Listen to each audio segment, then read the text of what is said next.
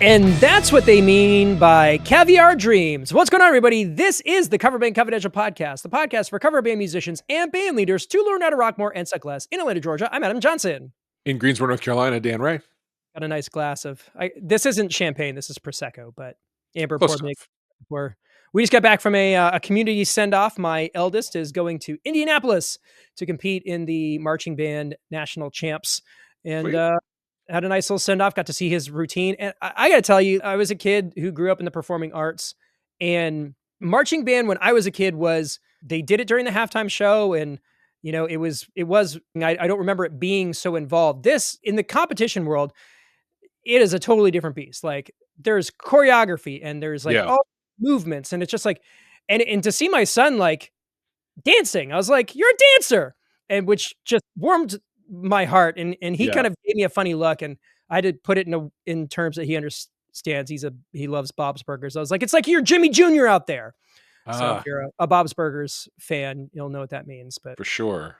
Just don't get tackled by Zeke. Yeah, I was like, I got your back, J2. That's right. Well, how's it going, man? Good. I was out at a conference, work conference all week, just back last night. I screwed up my timing of it, and it happened that there were two family things happening that both needed cars here locally. And so when I booked my flight, I booked the one place I could get a direct flight, which is Raleigh, which is 45 minutes away. And I just, at the time, thought I'd just take my car and park it there, but that was not how it panned out. So I ended up taking Amtrak from Greensboro to Raleigh. And on the flip side, doing the same, just bookending it with Amtrak trips. And it worked pretty well. I got here and there, no trouble. And it's $11 either way from Greensboro to Raleigh on Amtrak, piece of cake. So nice. It's pretty good. Funny you mentioned rail travel. So at the end of this month, Amber and I are going to York by way of London.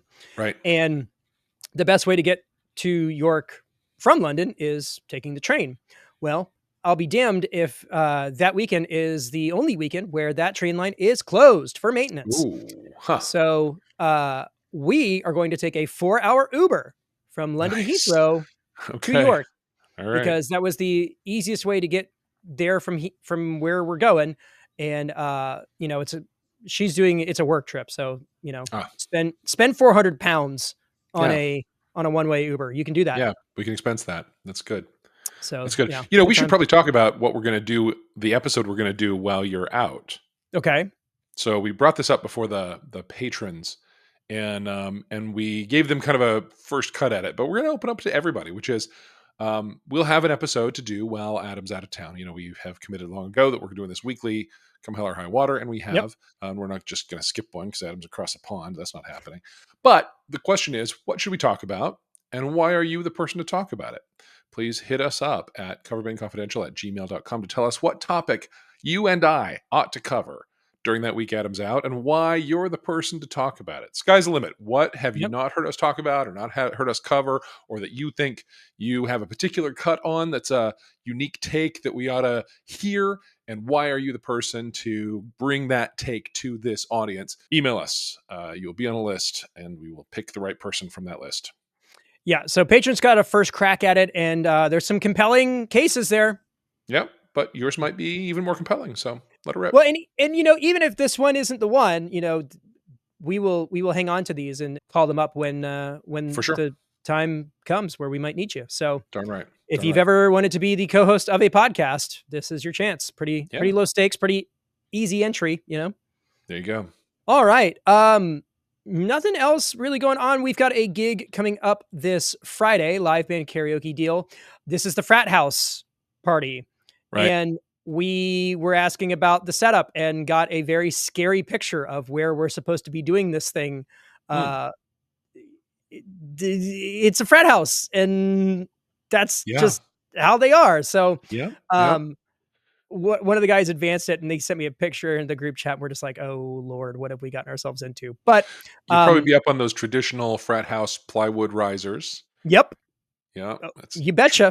Traditional piece of frat house hardware. Yeah. As long as it doesn't rain.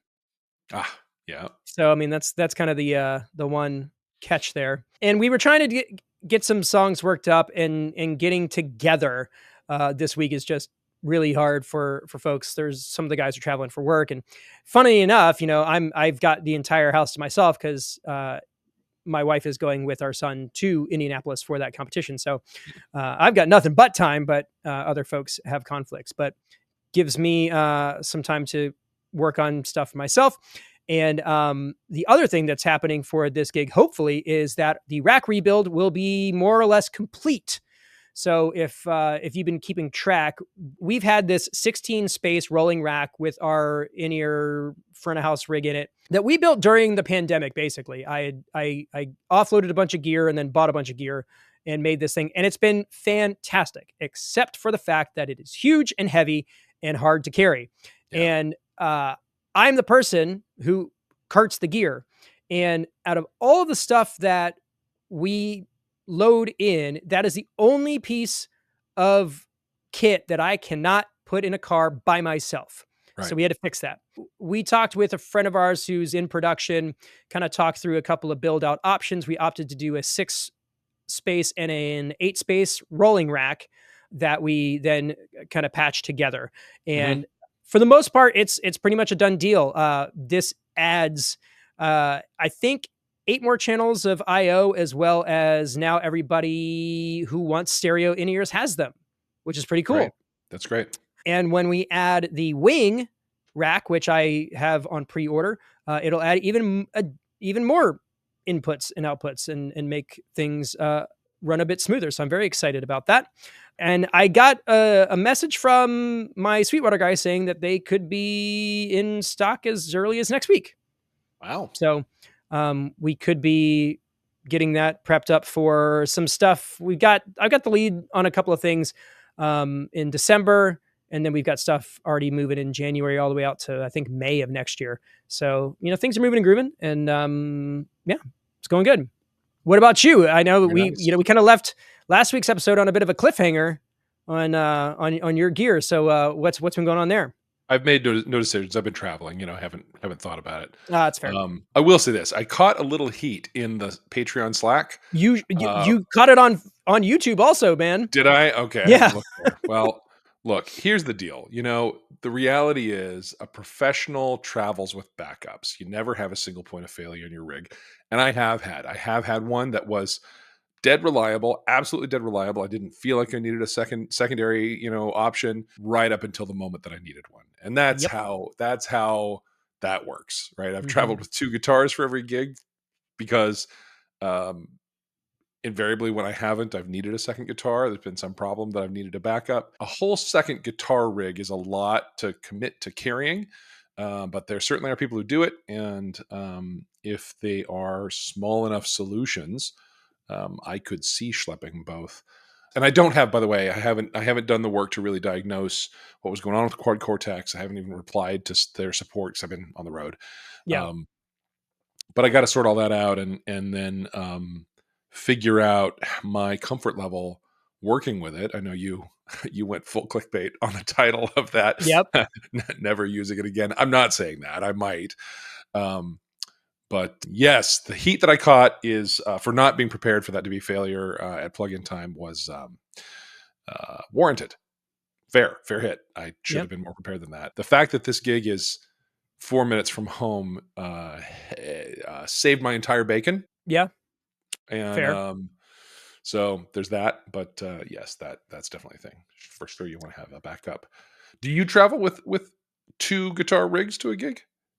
Yes, technically. So, the idea of a backup is that it kind of needs to be on at least a suitable facsimile for what you need. Yep. But it may not necessarily be as fully featured, or it wouldn't be your first pick necessarily. And for me, the easiest way to do that was to just throw a new X Mighty plug in with my floorboard. Fair. Because if I need a clean mid and a dirty tone, it can do that.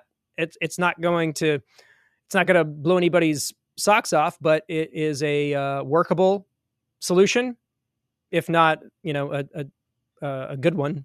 Yep. So, if I end up going into any other piece, like, it's an interesting thing because, like, in the process of rebuilding this rack and thinking about what I want to do, the initial thought was, well, I'll just kind of cannibalize the gear that we've already got and, maybe use the sale of some of the stuff we are pulling out of that rig to offset the cost. But the more I think about it, and actually we were talking about this in the Patreon Slack today, that the market of X32 racks is about to get very saturated. Yes. And it may be beneficial to just build a B rig with it and just have it. Yeah. Yeah. So kind of mulling that over. But yeah, if I ever move on from the current HX Stomp configuration, I'll probably hang on to it and use that as a backup. And, Sure. Sure. whatever new and shiny comes in will be the thing that replaces it. 100%. And there are plenty of places in my setup, if I kind of zoom out from me there being a vocalist and guitarist, that my rig has single points of failure. Sure. If you look at the PA level or, um, lighting, if the Maestro DMX gave up the ghost, my lights wouldn't do much. Yep. So it's worth kind of thinking about what the cost benefit analysis of that would be, the comfort that's provided by having a backup for something that has shown itself to be reliable 100%. Do you do that? Well, I have said no until the quad cortex didn't respond to input. And now I have to rethink that. Well, and there's also a practical level of, what you can cart around. So, I mean, so that too. Yeah, it's all part of it. That's part of the cost. There's a practicality component to this where it's like, how many things can you afford to have redundancy on? Because frankly, there's not a feasible way for me to bring a backup of every single piece that I bring to a show. No, because I don't have the room for it. No. And even if, like, say I decide that a Pod Go is the thing that I'm going to get into, I'm going to buy 2 of them.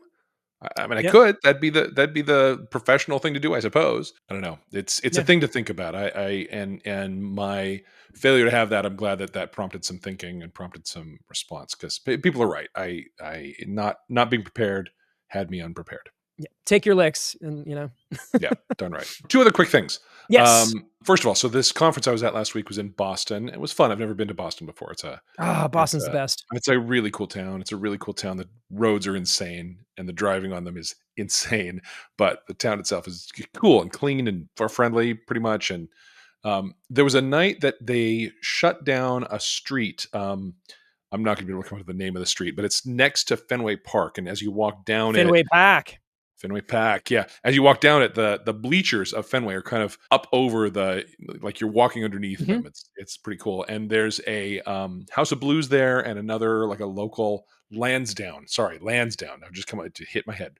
Lansdowne Street, and the Lansdowne pub and the House of Blues were both completely shut down and taken over for attendees of this conference to go to this party. Nice. Free beer and wine, some free food, and live music in both venues. But the band playing at the House of Blues was clearly a pro show band. It was an 8-piece, 3 vocalists, top-notch stuff. They really, really well done. The band I want to talk about, though, was in the Lansdowne pub. They were clearly locals. I have reason to think they're locals. They were wearing, like, local sports jerseys and stuff. Maybe if you traveled in, you'd choose to do that too. Sure. The level of their performance was not what I would call good. Okay. And it didn't matter in the slightest, because their stage energy was great. Great. Their level of engagement with the crowd was great. And they were surrounded in this pub by probably 300 very drunk realtors. Yeah. And it was a big ass party. It was really fun. Yeah. Even though as I'm listening to them play, I'm like, no, I wouldn't have. Like a constant, professional level judgment and criticism happening. And I look around the room, and my opinion is irrelevant. Everybody's having a blast. And it's just more evidence for what the crowd cares about is not what we as musicians care about. I was there with a coworker, and unpacking, like, some of the song choices they made. There were a couple that were like, okay, now see what's happening. See how the crowd is, like, essentially net negative. The crowd is leaving the room right now because they've made a choice for a song that is, people know the one line at the end of the chorus, and that's it. Apart from that, this is a song that people remember having heard on the radio, but they don't care about. And then, okay, they just switched over to, what was it? Cranberries, the one. Zombie, thank you. And so everybody's screaming along with that, and the crowd's now net positive. People are flowing in the door, and you can really see the ebb and flow of the traffic based on the song selection. It was interesting to see and to remind myself that in fact, what we care about as musicians is really not relevant to the audience. They care about the energy, they care about the connection with the songs they know, and that's really about it. Yep. So that was good. Sweet. And then the last piece of business is I have had contact from a place that I've played a lot of times. Those of you who've been listening for a while know I've talked about Pig Pounder for a long, long time. And they reached out, copied me, BCC'd me, I don't know who else it was, on an email saying, hey, I'm about to book 2025. Give me your availability. And I replied with that, my availability, and did say, given the personnel change I'm now facing with the band, I'm not going to be booking the band right at this moment. But here's my opening for acoustic. And by the way, I'm looking for a home for the recurring trivia and karaoke, and I'm coming to understand that charging like it's an solo acoustic show isn't going to work for a recurring weekly. Mm. The market has told me that clearly, so I'm open to talking about it. And she came back and said, "Whoa, yeah, we'd love to talk about it, but my budget." And usually I've charged 200. Some places I've gotten 225. Mhm. She said my budget, and it's a Wednesday night, and my budget is $100. Mm. So I'm now on the horns of like, is that enough to get me there once a week, set up 3 hours of karaoke breakdown? Maybe it is, because it's good brand building. It gets me Yep. back in the business of sending. I have not sent out email blasts on my mailing list for a long time because I have nothing to say. Yeah. But it gets me back in the business of connecting with my mailing list. Mhm. And so maybe I'll say to her, I'll do that price for, I'm thinking I'll say, I'll do that for a 3-month commitment, and then let's look at what the Yeah, it crowd was is like. yep. Yeah. I think it's a fair jumping off point. I think it's a twofold thing. It shows, one, that you're willing to play ball, Right. and Right. it puts the onus on you as the performer to build something. Well, and we've done it there before. I mean, it was pre-COVID, and back before that time, this place was sort of the hot new brew pub in town. Right. The shine is off it at this point. Sure. I don't have just a native built-in audience there, but That's fair. for sure, I have had times where I have built a thing around a recurring weekly event, and I could do that again. I could do that again at this place. It wouldn't, Mhm. it wouldn't be impossible. So to be able to say like, look, I'll take it for this period of time, and then when we look at how you're, how it's turning your garbage Wednesday night into something, then we'll talk again. Yeah. I think that's what I'm going to come back with. So interesting that you mentioned recurring gig opportunities. We had something come in this week, another live band karaoke thing that seems to be what's getting picked up. And it's Cool. good because it seems like we get more of those inquiries on the front half of the year, Mm. which is typically when, it's a little dry as far as business goes. And something popped in. First off, we got an invitation for an 80s prom gala fundraiser on Valentine's Day at the International Computer Museum, which is actually not very far from here. Huh. But like 80s prom, Valentine's Day, computer museum, like slam Fun. dunk. Let's Yeah. go. And I dropped the price a little bit because it's in the neighborhood of what we normally would charge, but they're trying to raise money, and it's a good cause. So I was like, yeah, we'll meet their price point. And then this other one came in, and it is an amnesty event for the film and television industry. And immediately I was like, we want to be a part of this. I Mm. sent them a number, but if they come back with something, and even if it's half of what they offered, I still probably would take it, Yeah. because I just think that's right now the film industry in Georgia is struggling. There's a lot of people that have come into the city that are now moving elsewhere. Actually, Marvel has completely uprooted their entire operation. They're Really? gone. Wow. Huh. They cleared out. The only reason why I know that is that they cleared out their prop warehouses over the past weekend. They had this crazy warehouse sale of Wow. like all the stuff that they've accumulated for Marvel Studios, because I mean their production house has been down here for the past 10, 15 years. Yeah. So, they were selling off Wakanda and, Avengers prop pieces and just the craziest Wow. stuff. I didn't make it down there, but that would have been fun. But there's a lot of folks in that industry that are hurting. North Carolina used to be a really big film hub, and then some political changes happened. They took out some incentives, Yep. and it died. Is that what happened in Georgia? I don't we Nothing's changed as far as that goes. I just think the industry just follows whatever place is going to give them the best deal. Yeah. And Georgia gave them Yeah. the best deal, and now they're moving overseas, is from what I can tell. Yeah. But there's still stuff happening down here, and it's important to stay plugged in. MK, our new keyboard player, her husband is an IATSE member who works on Stranger Things. They're wrapping up their production, so Yeah. I just think it's something that we would just like to be a part of. So we're going to try and make that. And the reason I brought it up is because they were like, this could be a quarterly thing where we do this. So Cool. I'm willing to play ball because I think it'd be a cool opportunity, and you never know how those things kind of play out. So yeah, Yeah. there's Yeah. a lot of stuff kind of coming down the pike, and we're just trying to be competitive and play ball as best we can. Yeah. Yeah. That's what you got to do. You know what else you got to do? Have a review. That's right.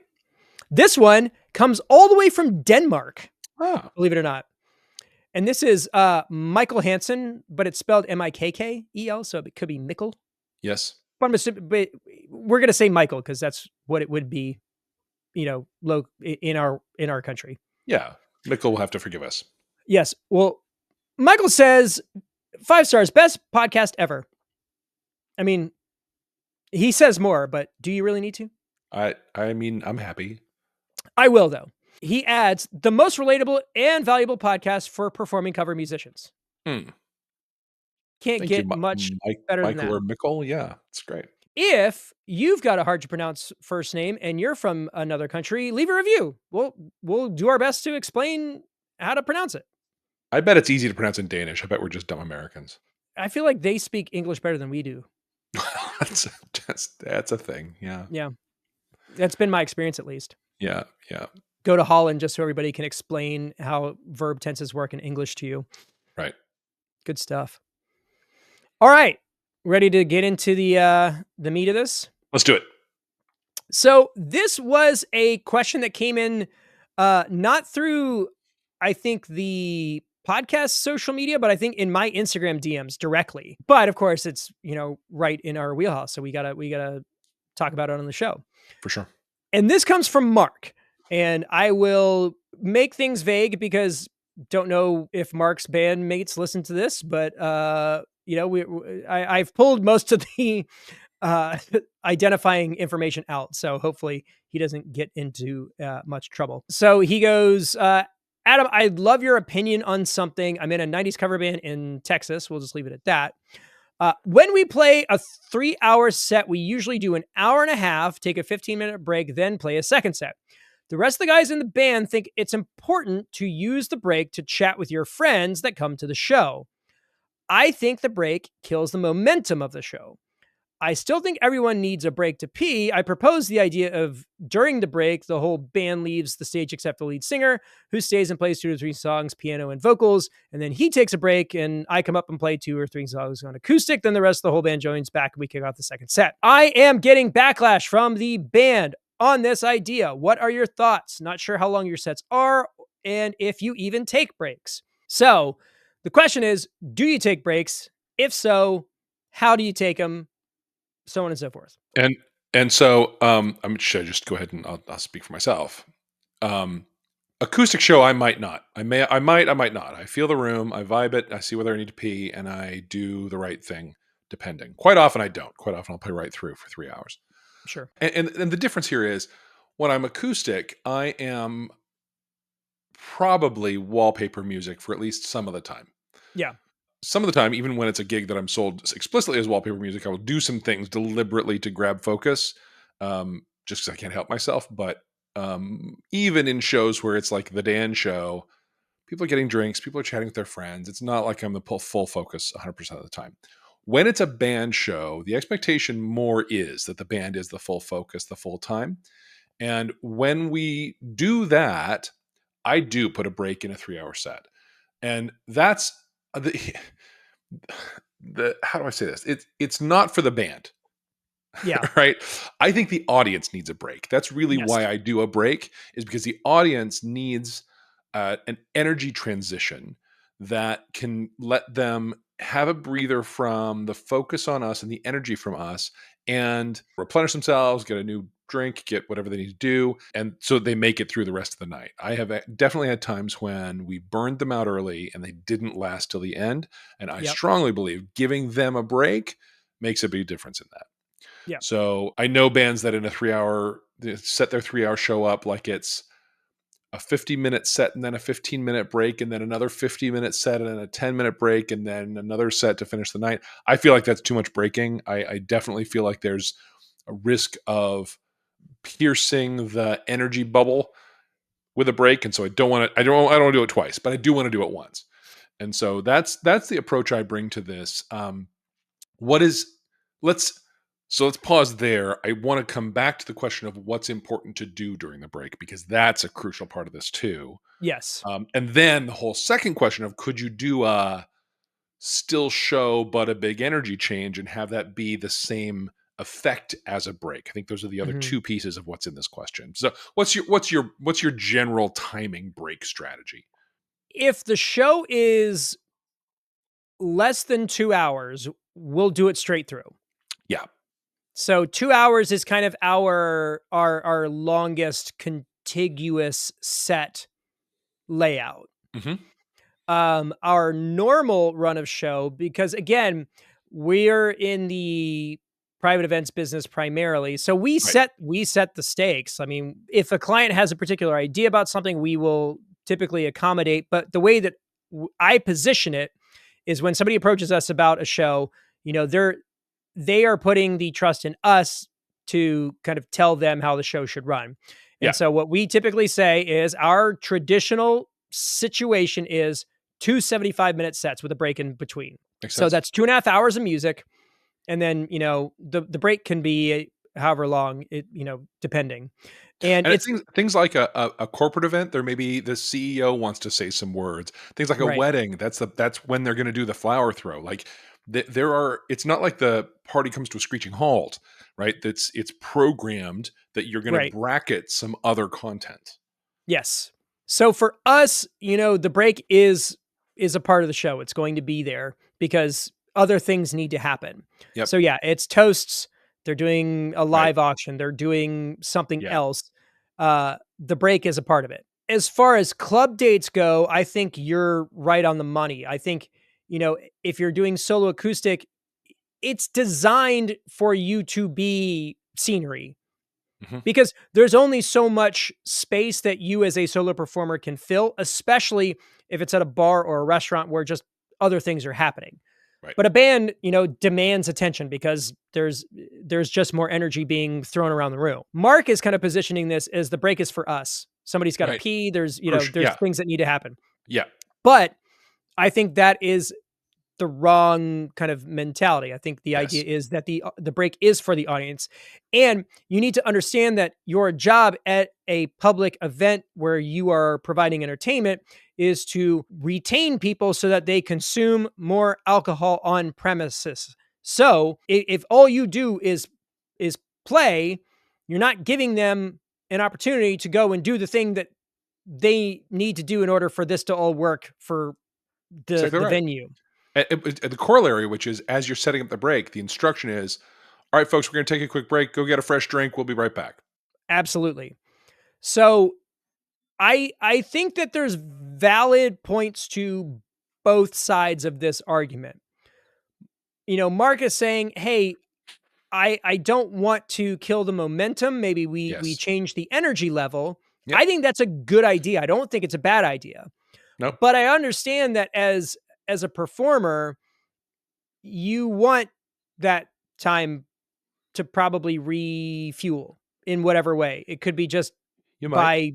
by stepping outside and collecting yourself and kind of mentally preparing yourself for the exertion you're about to put in for the next 90 minutes, or just to give the room a break, to Yeah.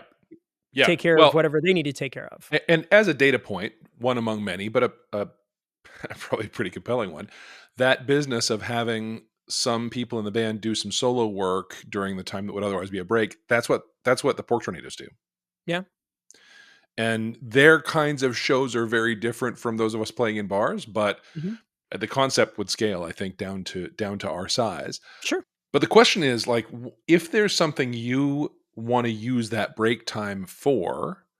Well, before I get into that, I will also say one of the best things I've ever seen a band do during the break is put on house music in their PA that mostly was line dances. Hmm. Right? So it's Cupid Shuffle and it's the wobble and it's things Wobble, like yeah. that, right? So the girls get up mostly and do all of that during the break instead Mhm. of leaving. Right. It's really, really smart. I've never followed suit, but it's a clever Solid cho plan. clever choice, yeah. The thing I wanna come back to here is the band thinks that the break rest of the guys in the band think it's important to use the break to chat with your friends that came to the show. Your friends. Yeah. Right? Exactly. I That's would yeah, Yeah, I red would flag. not spend that time chatting with your friends. I would spend that time making new friends. Uh-huh. I would You spend that should time talk going to you should talk to strangers. 100%, and you should go up to tables of people you don't know and say, "Hey, everybody having a good time?" Like, Yep. be you're still on. You're still on the clock during that time. You're still the one running the party during that time, and Right. so, you need to be networking in a way, and we have had episodes about what networking really is. People are really Sure. messed up about and really Yeah. wrong about what networking means. But you need to be going and introducing yourself to people you don't know, going up to tables that have been, having fun and interacting with you, and like, oh my god, you guys are so much fun to play to. Ah, so great. I hope you're having a great time tonight. Here's some merch. Here's our card. Just connecting, right? That is Yeah. the crucial thing to be doing during the break. Yes. Socializing with your friends will understand when you tell them, "Hey, I'm." It's a crucial moment for marketing, and I'm on the clock right now, so I'll catch you at the end.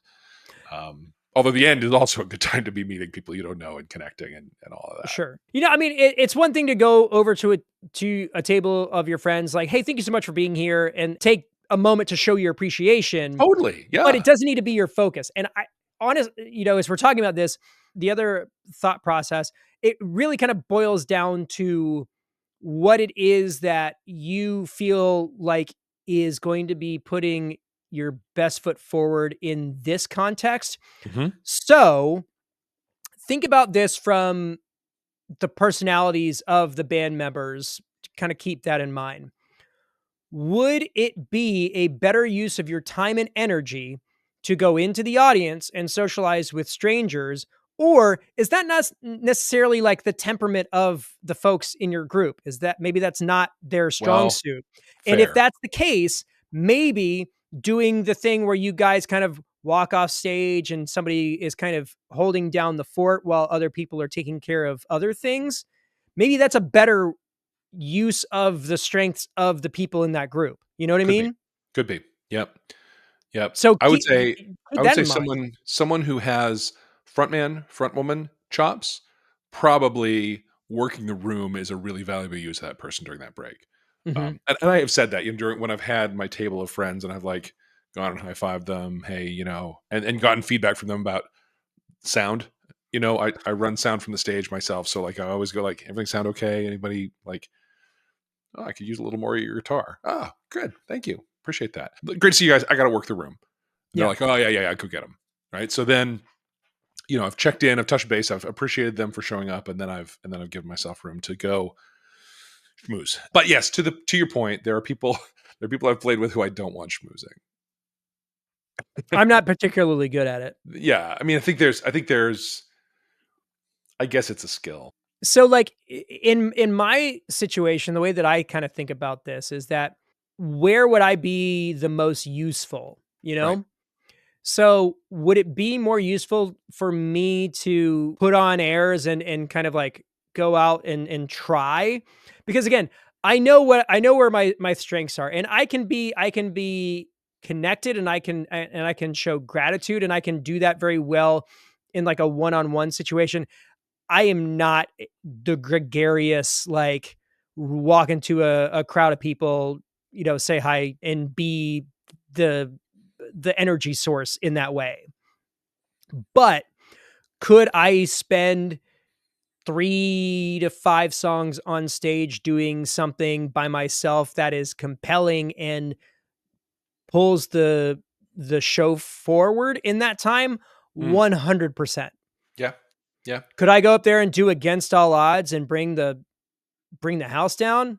Mm, Yeah. I could do that way easier than I could like schmoozing. Yeah. That's just that's where my strengths are, you know? Yeah.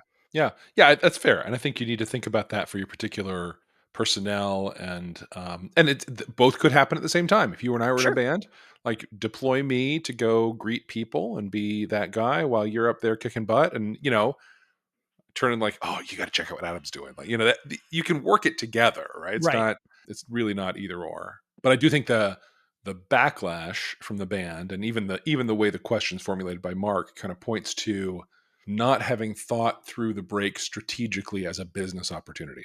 Right. So that would be my suggestion.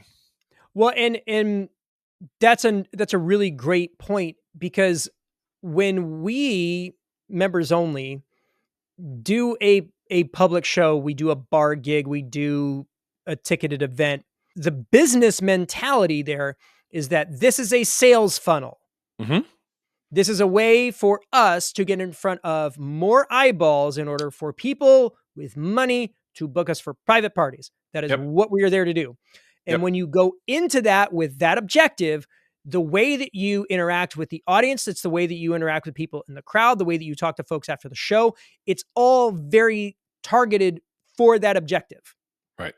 So start the show with the end in mind. What are your objectives to do that show? Is it to fill up your mailing list? Is it to book more private shows? Is it to sell merch? Is it to make nice with the venue because you've never been there before? Go into the night with the end in mind Right. and Right. start there. Right. Focus all of your energy and intention towards those goals. Yeah. And the presence of the word backlash in Mark's question here implies that if that strategic thinking has been done, the band's not aligned on it. Right. Right. If everybody is clear what the outcome and objective is, what we're here for tonight, and everyone's aligned and you've, chosen what actions you're going to take, there's no backlash. There's just executing on a plan. Right. And it could just be that they haven't had that conversation before. I They think they haven't thought probably about it that haven't. way. Yeah, I think they probably haven't. That's my guess. So if you're getting pushback, what are you getting pushback about? Why are you getting pushback? Right. What is the concern? Is it that you don't get a chance to socialize enough? Is it that maybe as a vocalist you're not sure that you can do 3 hours without, giving yourself 15 minutes to recharge? What is that? Yeah. Or start from scratch like we were talking about and like say what is the goal of the show? And then, everybody says their piece. If you got a whiteboard, put them up on a whiteboard. Yeah. And then go, okay, what choices do we need to make in order to make these things happen? Right. And use that as your north star, your guiding light or whatever. Exactly right. You start talking about this and you've got your own opinions, but like as you go, it Yeah. starts to kind of marinate and you're like, Well, yeah. it goes places. And it comes to this place that a lot of us, it's one of the main theses of this whole podcast, which is that, a lot of these bands are getting to stage without a lot of strategic or brand thinking. And if you add a little of that in, then it really drives the actions you take and the choices you make and how you deal with breaks. I mean, it's on some level, probably everybody who's played in bands has some idea of what a break should be, but Mhm. none of them are aligned around a business strategy. So Yeah. do that, have that conversation. Well, and it's funny because a lot of the bands who find success are doing these things and they don't know it. True. And intention matters, and being intentional about things is going to make you more successful. Right. It's not necessary, but it does give you more control over how you get to those goals and how you achieve those things. Yeah, I do think there are some bands that are just lucky enough to be aligned, just happen to be without having to talk Sure. about it, but that's so rare. That's so rare. Well, but even just the exercise of having this conversation, like these are the things that we do, and not always thinking through them. It's just the way that we've always done them, and we did them because probably the band that we were in before did like sometimes you just stumble on the right Right. choice just Yes. just based on precedent or Yeah. other Or or things, dumb or luck. 2 band leaders ago, there was some guy who'd really thought this through, and I never had the conversation, but I learned from that guy. Yep. All right, well, le here's an opportunity to think it through for yourself. Yeah. Yeah. So, just a scotch of intentionality can Yep. make a really big impact, even on things that seem as low stakes as playing a bar gig on a Saturday night, you know? For sure. For sure. So, Mark, hopefully that helps. If I could offer like specific advice to you guys, your band, your 90s group, is to have that conversation. Yes. And don't start with, "Why don't you wanna do this?" Because Right. immediately you're putting the person who is Yeah. pushing back on the defense. No. But come at it from the other way, like, "Okay, we're playing at Carlos's barbecue palace on Saturday. What is the goal? What do we wanna Yeah. leave there with Yeah. besides our guarantee?" And by the way, it's smart to make measures to determine whether or not you accomplished that. Mhm. So how many people are we going to give business cards to? How many people are we going to come away with contact information for? How many people, um, are we going to talk to about private events? The way businesses do this, and by the way, you're a business, is they actually set metrics that they can measure and count whether they accomplish those things. So it's really not just what who I chat with, it's what business outcomes am I producing. Absolutely. So hopefully that helps. I feel better just talking it through. Me too. And, I think that just, moving forward, that'll be something that we talk through. I've been dropping this with individuals in the group as we're kind of looking towards 2025, talking about delegation and like helping kind of spread the workload around, but also kind of looking at goals, like what do we want to accomplish? And at this point, this lineup has been solidified. It's been over a year since the guys that are doing this have been doing it with us. And so it's time to kind of bring them in and you know, kind of talk through things in ownership and like, hey, what do you want to pick up? What do you see us doing in the next 12 months? Yeah, What can you contribute in order to make sure that happens? And in my world, I'm fully prepared to start cutting people in because if it takes the mental load off of me, that is financially lucrative for me. So for sure. I will happily, For sure. share the goodwill, Yeah, breaking down the '80s show without so Taylor wasn't there, which means Justin, her husband, wasn't there, and Justin is Yep. our roadie. We pay him like he's a band member, and he does the breakdown for me, which, God, the contribution to my entire life that is. You don't even know. I know you probably know. Yes, I do. Um, I do know. but breaking down the '80s show that we did a couple weeks ago without him was like, who show was over at 10, and I wasn't done breaking down until 11:15, and Yep. yeah. So the more people, many hands make light work, and the more people that can find aspects of the work to contribute to, the better. Yep. Bottom line. And I'm in a very unique position because literally every other person in the band besides me is a project manager. Oh I'm the wow. o I'm the person that should be doing the least. Uh, And so it's time to start, you know, getting people who are good at this to do it. yeah, I got a financial advisor and a middle school assistant principal, There's some there. both like well organized and Yep. disciplined, and yeah. Every guy in this group currently has like a very specific strong suit. And Jeff, our bass player, is just like the best person. Like Mm, I want him like doing the face work as much as possible because he's just really, really good at it.